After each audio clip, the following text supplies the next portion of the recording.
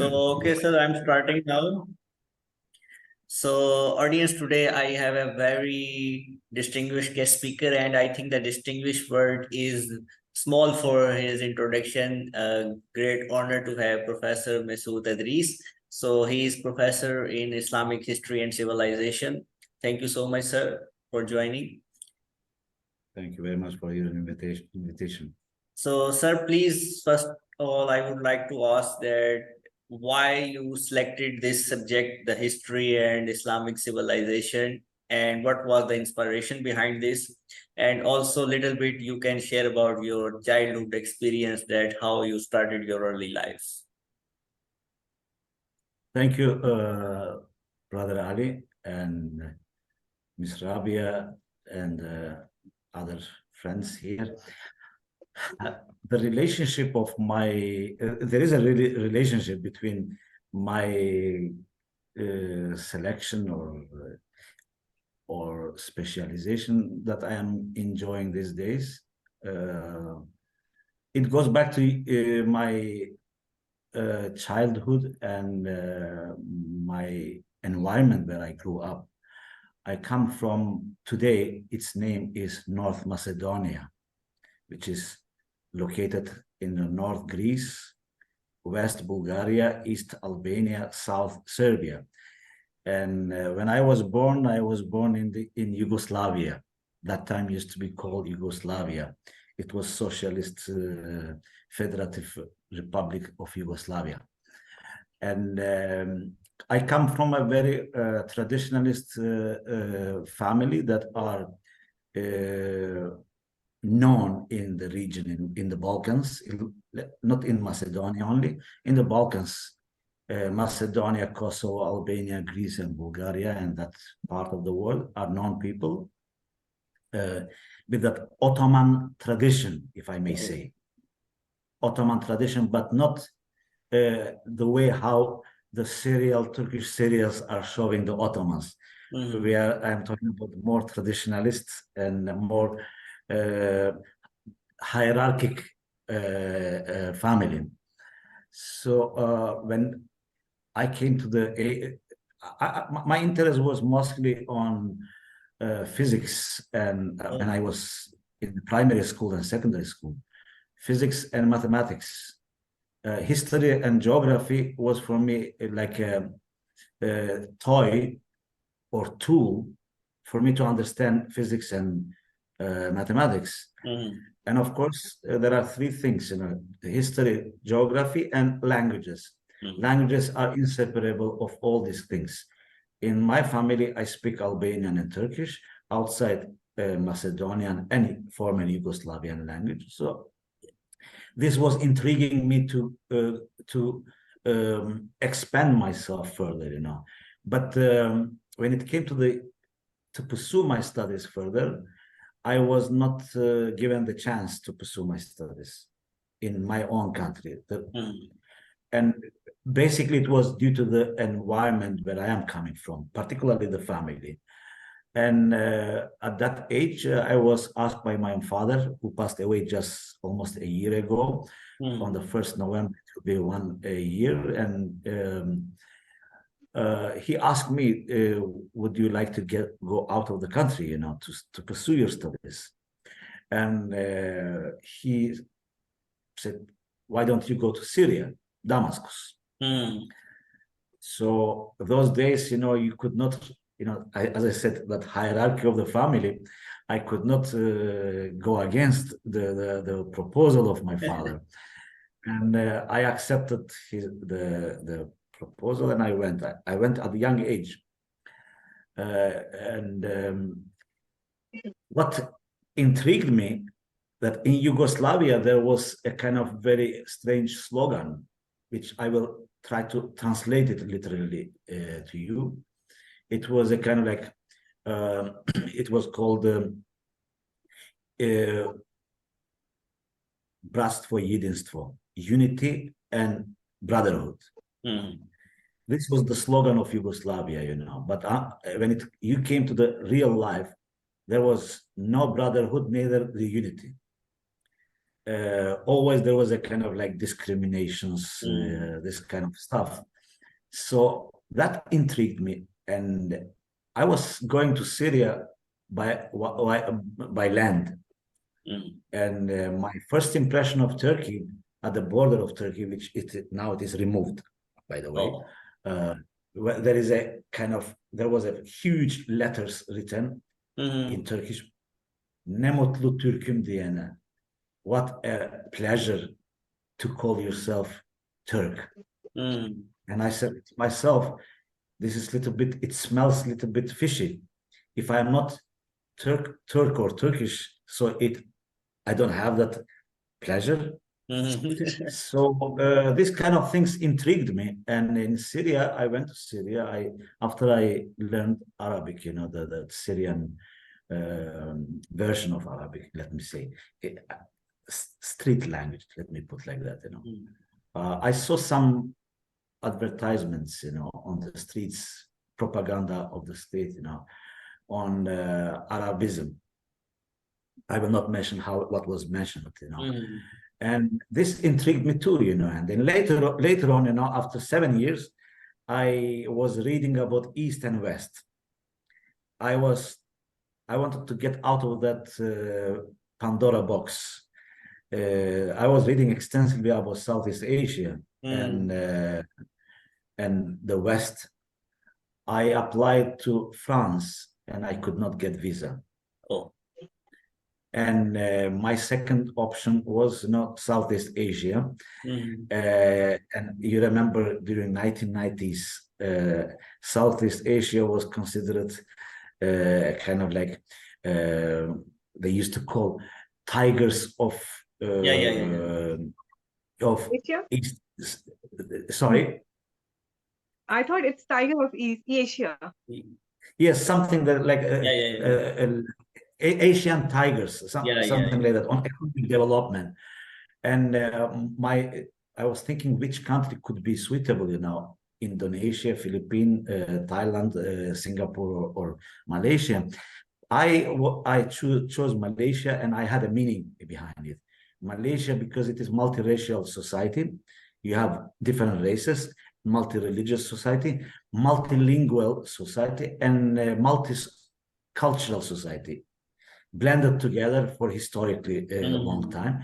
The immediate communication with the public was English or Malay.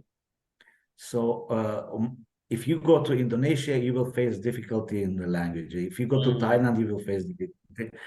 And so I chose Malaysia, and I went and I spent quite a bit of time of my life there, almost 15, 16 years, where I finished my master, PhD. And during that time, I discovered an institute which was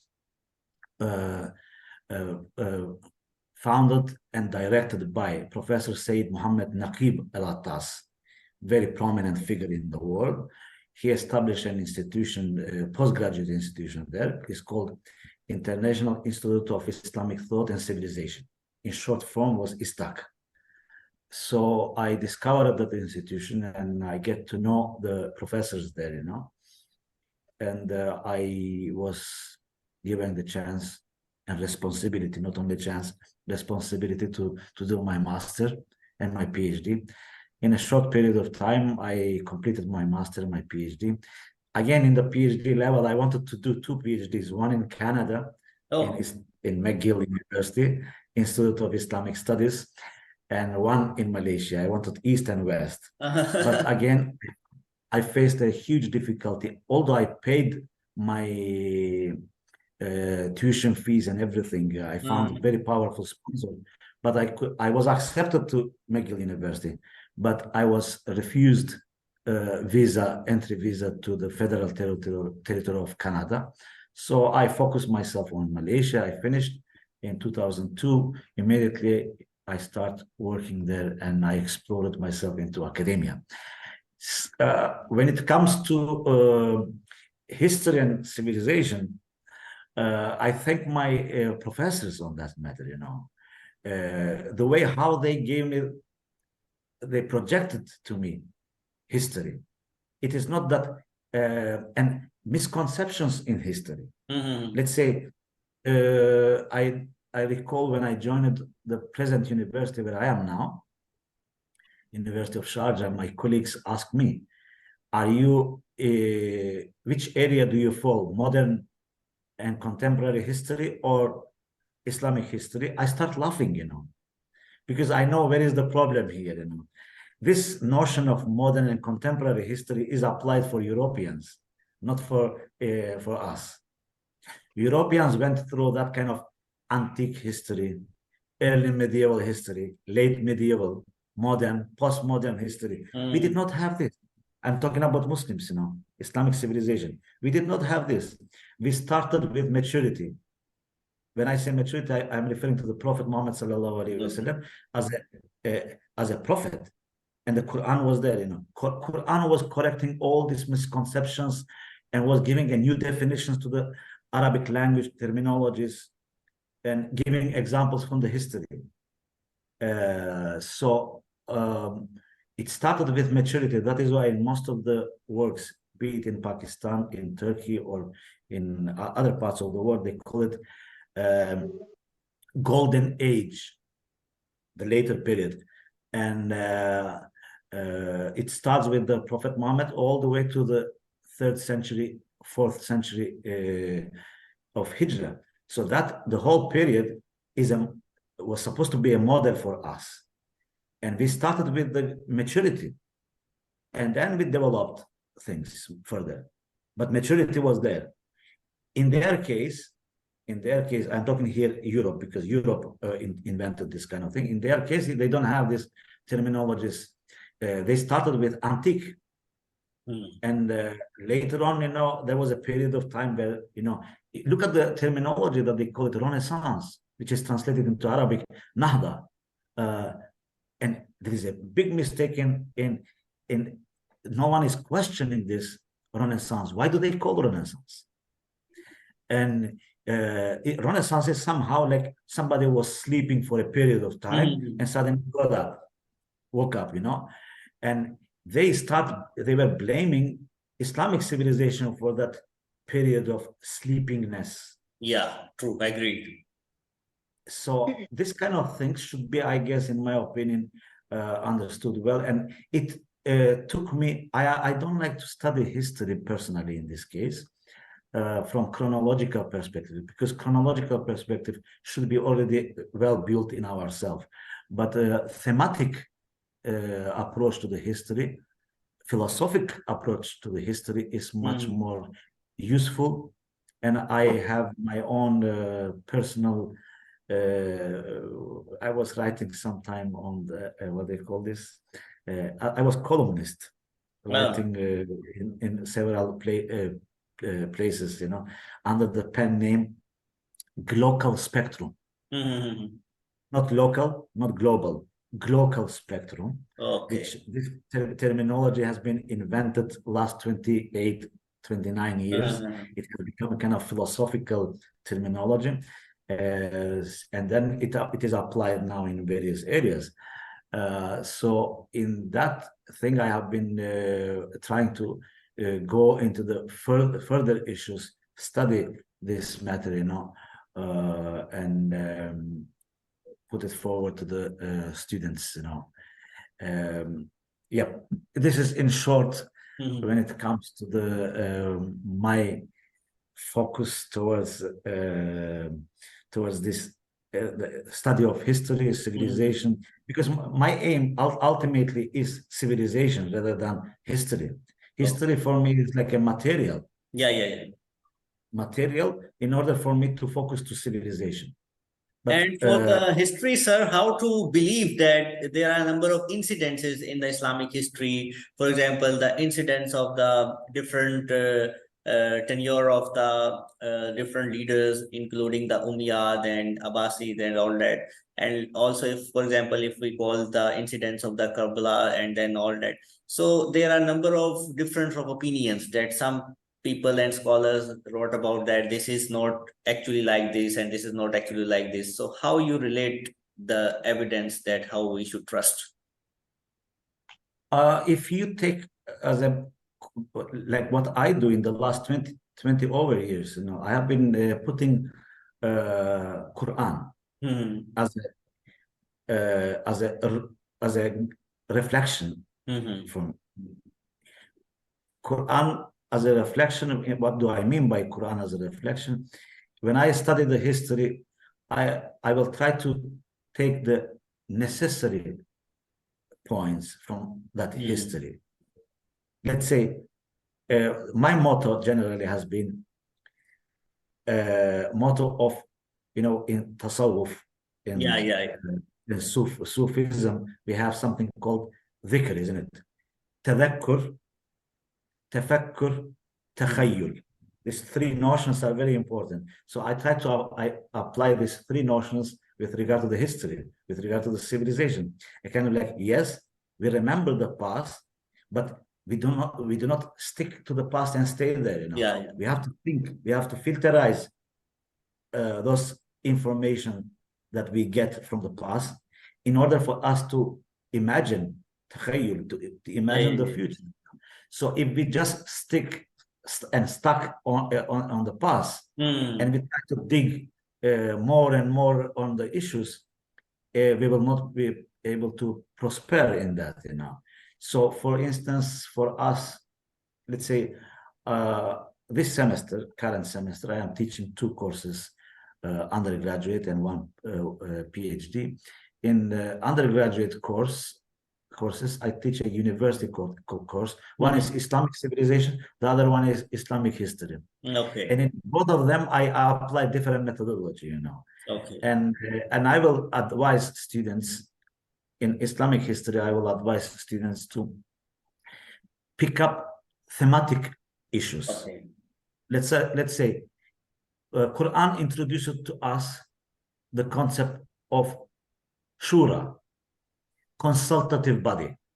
This consultative body, those people who are in that organization or that association should have very good knowledge of things. They should be scholars. They should be knowledgeable people. But what Umar ibn Khattab, for instance, did, he borrowed the institution from the Sassanid called Divan institution, isn't it? And Divan today, in some countries, they call it even parliament to me.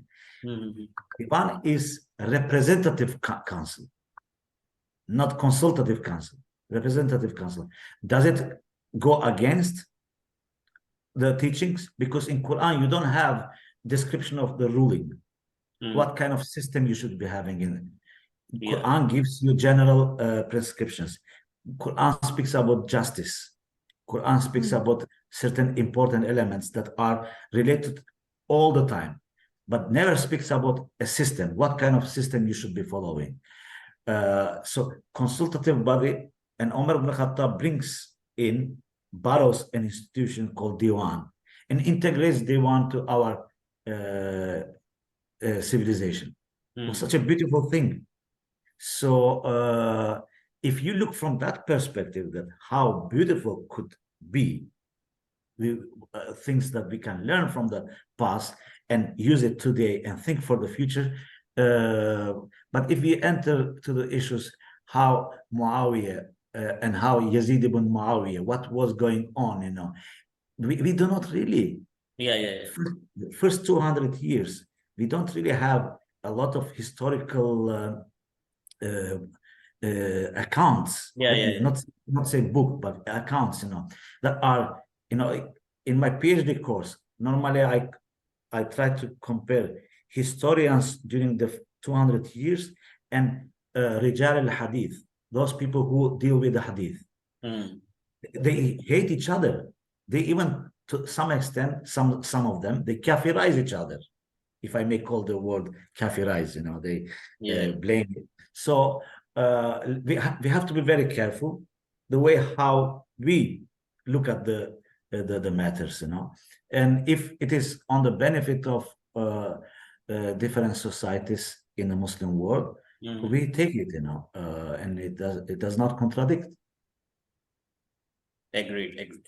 Okay, sir, your talk is very interesting. Actually, I want to extend, but we only have last 5 minutes in this time. So just cover up the modernization with the Islamic ways, that now it's a very typical question, and also many people are confused that how we can implement Islam in our modern life. How?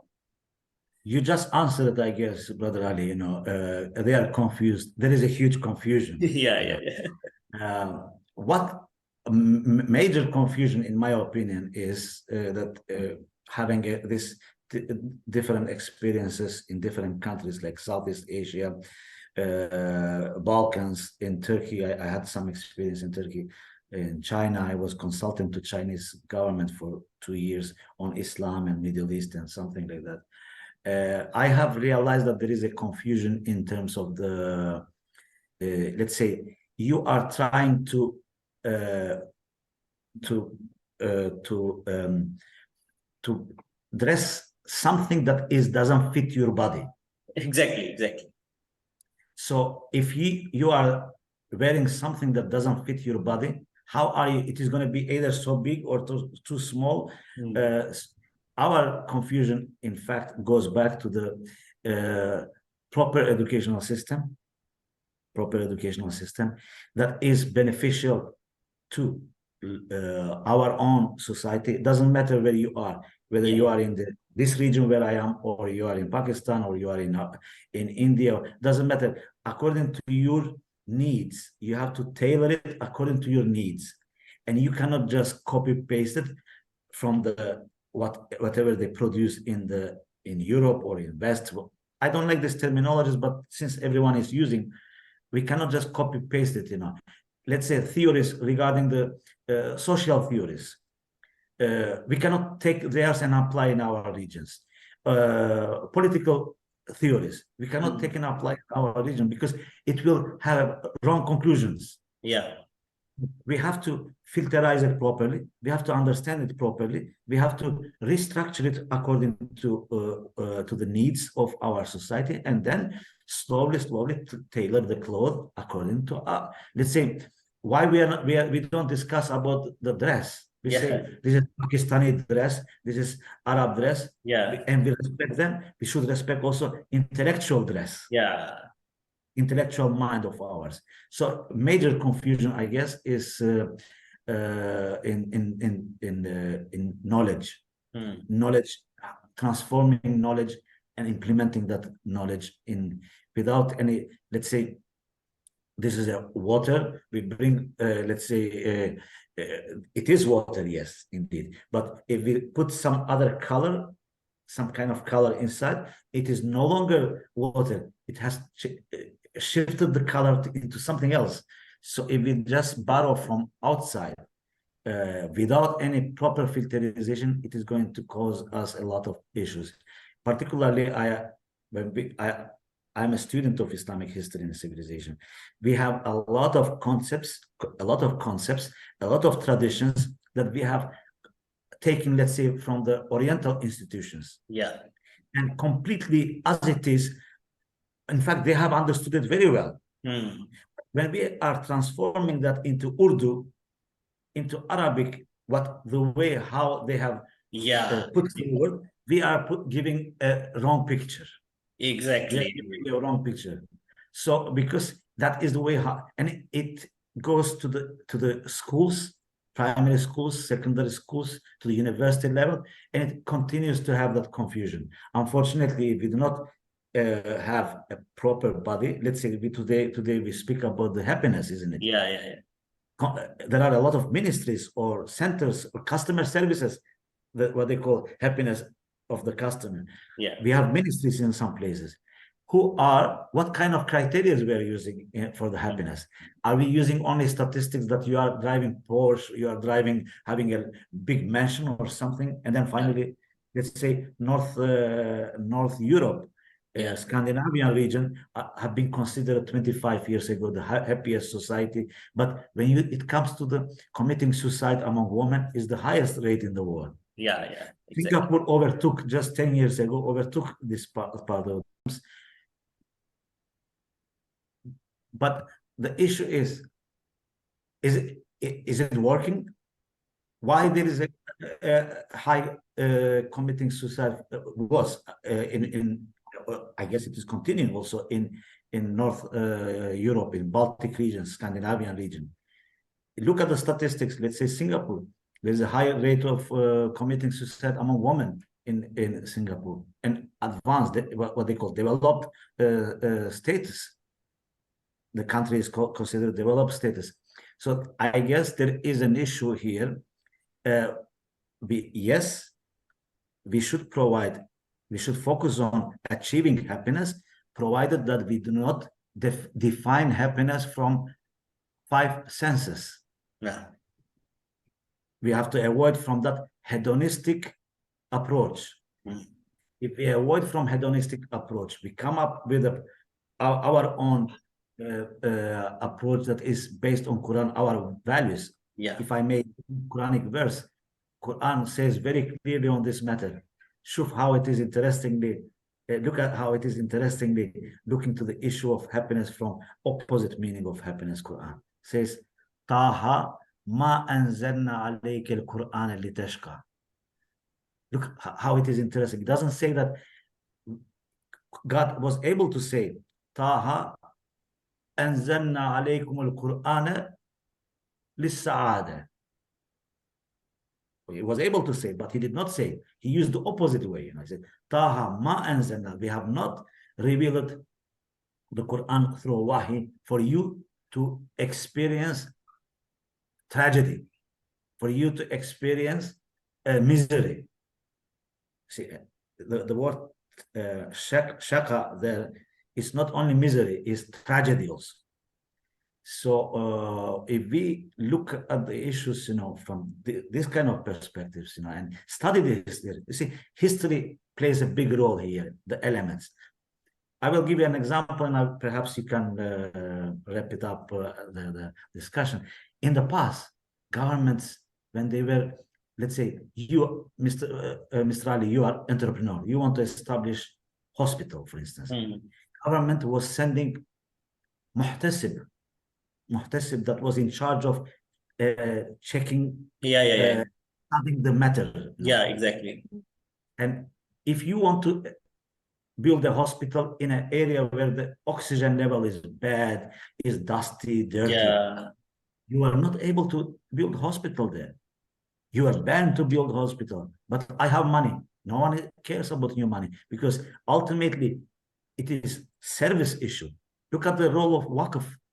I studied Ottoman court records, judicial documents. That's my PhD actually, on Ottoman court records, Sijillat al-Shar'iyya. It is very interesting that one day I asked my supervisor, I said to him, why don't we find the allocation of the funds of the government are not on welfare, on the roads, or hospitals, or health issues, my supervisor laughed at me. He said, look, these issues, welfare, public services, roads, building roads, bridges, or whatever it is, hospitals, were provided by Waqf, Awqaf, that is called, and it was free of charge. And it was not saying that you are Ali, are you Muslim? You can get the services. Or you are not Muslim. No. Services were open for all. Everyone was exactly. So there is a kind of check and balance. Always there should be something check and balance on these issues. Singapore, since we mentioned Singapore realized this issue recently. They started from where? From the scratch. They started from the primary schools. They start building that environment for the primary schools. And they are learning from different histories. Doesn't matter. They don't say that they are not against any kind of histories of the past. Whatever they see beneficial for their society, they go and take it. And that's what we were doing throughout the history of Islamic civilization. Al-hikmatu dallatun ala al-mu'minin. Wisdom is a lost property of a believer. Wherever he finds it, he takes it. So everyone is able to take it. If we apply this system, it will be probably beneficial for all of us. Exactly. Sir, I would like, what is the present trend of students towards Islamic civilization? The issue, I will try to be as brief as I can on this, is for them, in their mind, when you say Islamic civilization, they understand it to be Islamic history. Yeah.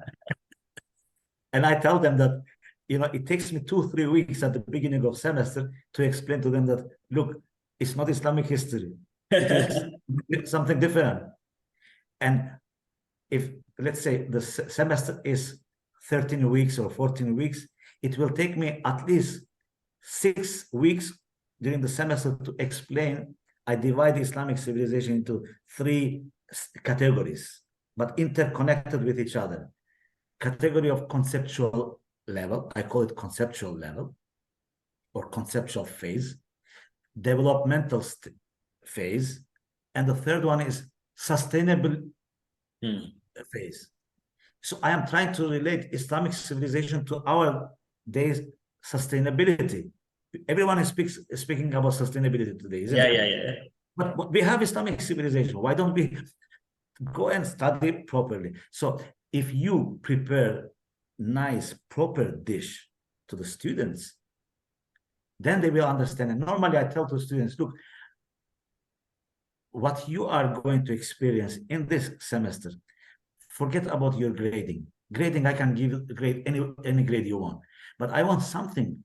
You as a student of engineering, you as a student of health sciences, as a student of psychology or medicine, pharmaceutics, something that you will be practicing in your future. To say after 10 years, I thank the methodology that I learned from Mesut, that Mesut gave me some hints what I could do in the future. So conceptual, developmental, and sustainability. These 3 methods, interconnected way. If you teach Islamic civilization, then they will realize. Unfortunately, none of them we are using today. Let's say sustainability, we don't have sustainability because we borrow everything from the West. Any system that they come with, we borrow from them. Doesn't matter which area of study, we borrow from them. And now they are realizing, look, we have it in our, and in Islamic civilization, there is something interesting that in our mind is always, when you say Islamic civilization, all the contributors to Islamic civilization are Muslim. No. And I will tell to students that there were 4 Ar-Razis in Islamic civilization. Not all of them are Muslim. One of them is Faruddin Razi is Muslim. Zakaria Razi is Muslim. The other one is Zoroastrian. The other one is Christian. You see, there was no issue of religion. It's like today in NASA. If somebody applies, gets a job in NASA, are they going to ask you, oh, Mr. Ali, are you Muslim? We accept you, or you are not? They don't. They look at what you are contributing. So we can learn a lot from our own. And this method of new version of teaching of Islamic civilization perhaps could lead, if we avoid focusing only to Islamic history subject in Islamic civilization. We can use elements from Islamic history just to prove our aims and objectives in Islamic civilization. And if I may give example, if you permit me to give example, I was in the department council meeting in Kuala Lumpur in 2006. We had a number of friends from different countries, from Bangladesh, from Sudan, from Malaysia. There was a lecturer, he was blind. He was blind, Chinese convert to Islam, Abdurrahman Tang, Dr. Abdurrahman, may Allah bless him, always. He was blind with eye, that vision thing. But God takes something, gives something else. In the meeting, I said, because the department used to call history and civilization, I proposed to our friends, I said, Dr. Abdurrahman should teach only courses related to history and not civilization. They said, why? I said, he's having that disability of seeing, and civilization requires you to see.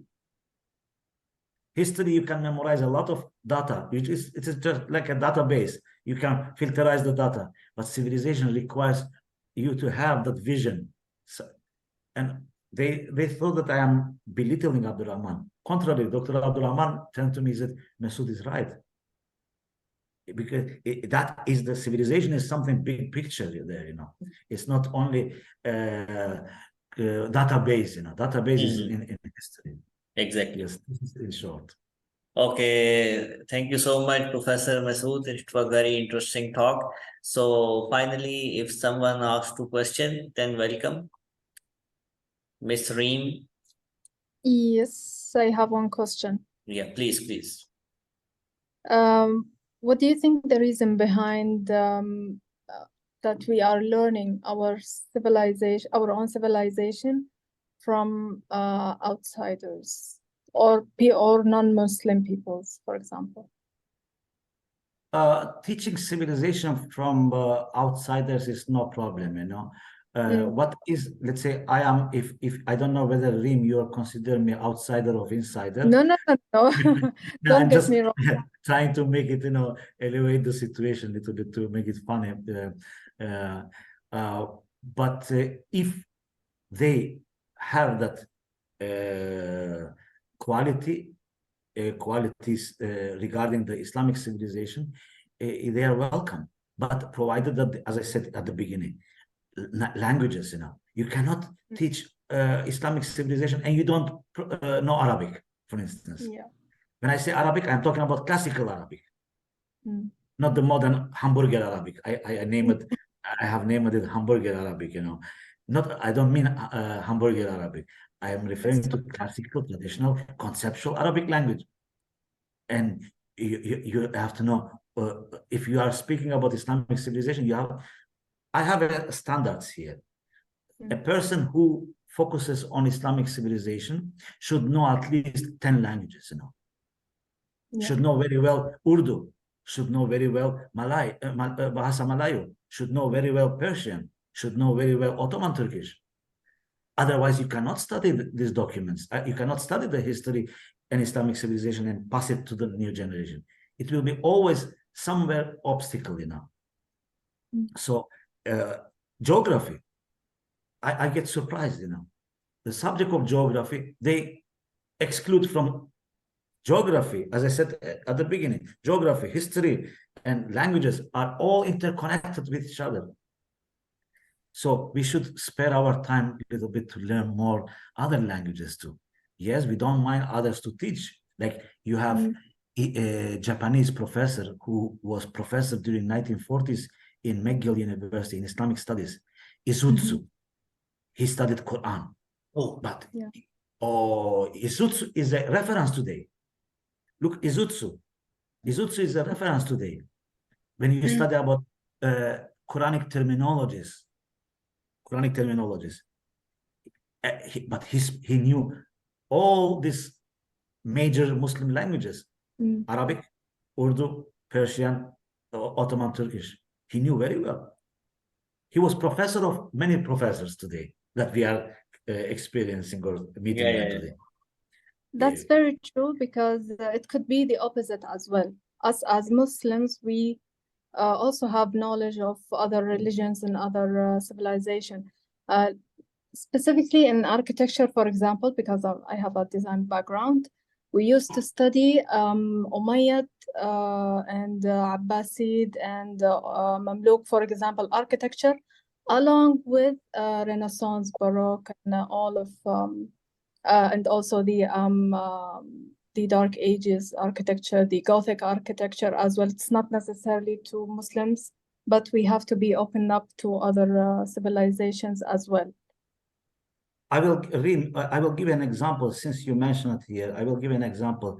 Just 2 months ago, a very good friend of mine from Pakistan, professor, passed away.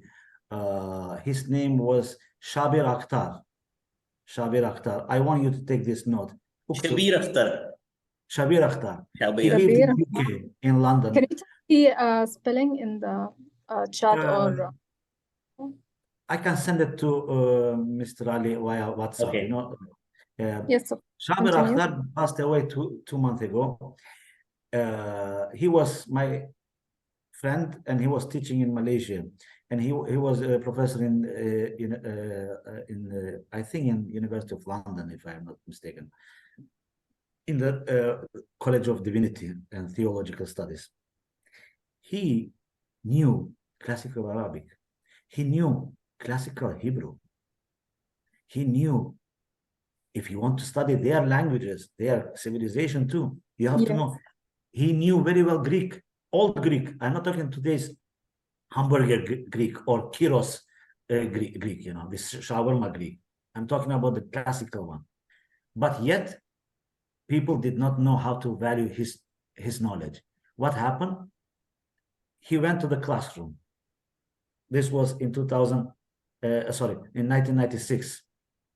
Mm-hmm. He went to the classroom. He brought a 17th century Bible to the classroom. And he said, today, our lesson is every one of you should flip the pages of this Bible, 17th century Bible. Of course, students are 19, 20 years old. They complain. They said, he's asking us to touch Bible. My friend, he's not asking you to touch something dirty thing. Bible. It's valuable. It's the essence. Bible for you, you cannot know Christianity if you don't read Bible. So it is very funny that they did not know how to value this kind of person. He went and he left the university. He went back to UK, and he continued until he passed away. He has a lot of so we have similar examples a lot that we really need to go. I have one daughter. And I hope my daughter focuses on languages, the classical languages. If she wants to become some kind of expert in certain field, she has to have that good background. Reem mentioned about architecture. For instance, in November, after 1 month, we are having a very nice, we are organizing a conference, Arabo-Latino American cultural, architectural influences, In order for you to know Arabo-Latin American relations, in terms of architecture, you have to go and dig all these books, works, and find out, this kind of elements. So it is very important, and this kind of thing, in this kind of thing, you don't really need to have to be even a Muslim. Is open for all. I don't know from which university you are coming, Reem, in Saudi Arabia. Yeah. He's from Saudi Arabia, Riyadh. I am, yes. You are from Riyadh. I have a very good friend who is among chief advisors to the project of Al-Ula, Professor Hisham Murtada. Hisham Murtada, yes. He gave us a lecture in our university long time ago. I heard of him. He is in King Abdulaziz University in Jeddah. I am going to see him after a month here. He is joining our program. Hisham Murtada is an excellent, academic, and he knows religion very well, but humbly he says that I'm not a man of religion, religious studies, but he knows better than many of us, So this is open for all, it is al-hikmah, lost property of a believer. Wherever you find it, doesn't matter whether you are Muslim or non-Muslim, you find it and you take it, Yeah, true. So thank you so much, sir. Today's talk was one of the excellent talk, and I really feel honored. And I will also try to invite you here to Taiwan to deliver the talk in interactive way, that how Islam and the current society can do work together, and to make a message that how non-Muslims can know about the Islam and other religious concepts also. So thank you so much, sir, for your Thank time. you for your, thank you for your invitation, and it was pleasure, to meet all of you here, Mr. Ali, Miss Rabia, and Miss Reem. Hope we keep in touch. I am very active in LinkedIn, in Instagram, in Facebook. Because of the students, I am active. Honestly speaking, it is sometimes wasting my time, but when I see that there is a kind of a lot of people like Mr. Ali, you came in touch with me, I guess, because of the postings that I am very active in posting different topics. I enjoy a lot of interesting topics. Let's say a friend of mine who was my roommate, he's writing a lot about coffee and coffee houses and coffee politics. It was playing an important, like today you have pubs in Europe or somewhere, or this kind of issues are thematic topics Yeah, are very important. exactly. One question that other than stock, can we please approach you or approach your content for our study and knowledge? Is there any platform? The content you teach, we can also study that material. Your Sometime teaching in order, material or something like that. yes, sometime let's say if it is a video thing, I am uploading to YouTube. Under my name is the YouTube, and I am the content. I just don't want information to be lost, so the videos I upload to my under my name. Good, But good. generally, when it comes to books, articles, things, I am very prompt. Now I am talking with you. I am receiving number of texts from my students. They are asking some books, some articles also. So it is. I am available around the clock. That is my duty. At least that's what I can do to the colleagues, students, friends who are interested, who are thirsty for learning. Exactly. Thank you. Okay, thank you so much, sir. I will share the talk and we will share the link with you also. See you next time with new topic also.